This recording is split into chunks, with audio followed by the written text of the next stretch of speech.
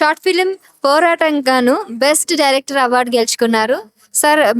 ఎలా అనిపిస్తుంది మీకు? చాలా హ్యాపీగా ఉంది. బెస్ట్ డైరెక్టర్గా పోరాటం ఫిలిం రావడం నాకు చాలా హ్యాపీగా ఉంది. ఇంత దూరం వస్తుంది అనుకోలేదు మేము చేసేటప్పుడు. చాలా ఒక మంచి ఫిలింని అందరికీ చూపించాలి అన్న ప్రయత్నం అయితే చేసాం. అది సక్సెస్ అయిందని మేము చాలా హ్యాపీగా ఉంది ఈరోజు మాకు. అలాగే బెస్ట్ డైరెక్టర్, అలాగే బెస్ట్ యాక్టర్ కూడా రావడం జరిగింది ఈ ఫిలింకి. ఈ ఫిల్మ్కి 2 అవార్డులు వచ్చాయి. 2 అవార్డ్స్ వచ్చాయి. అది ఇంకా అనౌన్స్ చేయలేదు, అనౌన్స్ చేస్తారు. ఒకే సినిమాకి 2 అవార్డులు రావడం అంటే మామూలు విషయం కాదు కదా.